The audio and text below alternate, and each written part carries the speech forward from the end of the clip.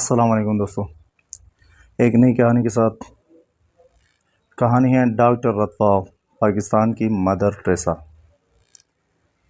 Doctor رتفاؤ ایک German نجات خاتون تھی جنہیں دنیا بھر میں پاکستان کی مدر ٹریسا کے نام سے جانا جاتا ہے۔ وہ ایک عیسائی مشنری، فزیشین اور سماجی کارکن تھی جنہوں نے اپنی زندگی کا بڑا حصہ پاکستان میں جذام کے مریضوں کے علاج اور بحالی کے لیے وقف کیا۔ اس کی بچپن اور ابتدائی زندگی کی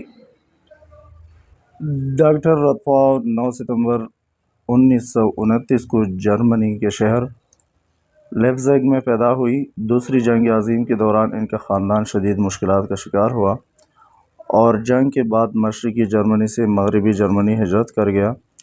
رت نے جنگ کی تباہ کاریوں اور انسانی دکھوں کو قریب سے دیکھا، جس نے ان کا دل میں انسانیت کی خدمت کا جذبہ پیدا کیا۔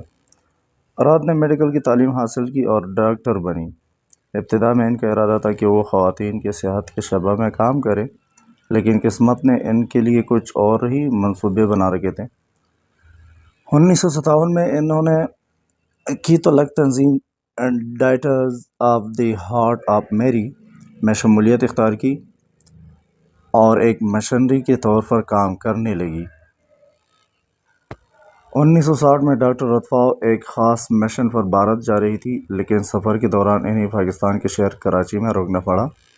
یہاں ان کا سامنا جذام کے مریضوں سے ہوا جنہیں سماجی طور پر مسترد کر دیا گیا تھا اور ان کا کوئی مناسب علاج نہیں ہو رہا تھا۔ ان مناظر نے ان کے دل پر گہرا اثر چھوڑا اور انہوں نے اپنے سفر روک کر کراچی میں قیام کرنے کا فیصلہ کیا۔ ڈاکٹر رت نے کراچی کے ایک چھوٹے سے علاقے مکلی میں، جسے جذامی بستی کہا جاتا تھا، اپنی خدمات کا آغاز کیا۔ وہ دن رات ان مریضوں کے علاج اور بحالی کے لیے کام کرتی رہی۔ انہوں نے نہ صرف جسمانی علاج کیا بلکہ جذام کے مریضوں کو معاشرے میں دوبارہ شامل کرنے کے لیے بھی جدوجہد کی۔ ڈاکٹر رتفاؤ کی کوششوں سے 1963 میں کراچی میں میری ایڈیلیڈ لیپروسی سینٹر قائم ہوا، جو پاکستان میں جذام کے مریضوں کے لیے پہلا اسپتال تھا۔ یہ سینٹر بعد میں جذام کے علاج کے لیے ایک اہم مرکز بن گیا اور پاکستان بھر میں کئی مراکز قائم کیے گئے۔ ان کی بہت محنت اور جدوجہد کی بدولت 1996 میں ورلڈ ہیلتھ آرگنائزیشن نے پاکستان کو جذام سے پاک ملک قرار دیا۔ یہ ایک تاریخی کامیابی تھی اور ڈاکٹر رتفاؤ کی قیادت میں پاکستان جذام کے علاج اور خاتمے میں دنیا کے سامنے ایک مثال بن گیا۔ ڈاکٹر رتفاؤ نے اپنی پوری زندگی پاکستان کے عوام کی خدمت میں گزار دی۔ انہیں پاکستانی حکومت اور عوام نے بے حد عزت اور محبت دی۔ 1988 میں انہیں پاکستانی شہریت دی گئی اور ان کی خدمات کے اعتراف میں انہیں ہلال امتیاز، ہلال پاکستان، ستارہ قائد اعظم اور دیگر اعلیٰ سول اعزازات سے نوازا گیا۔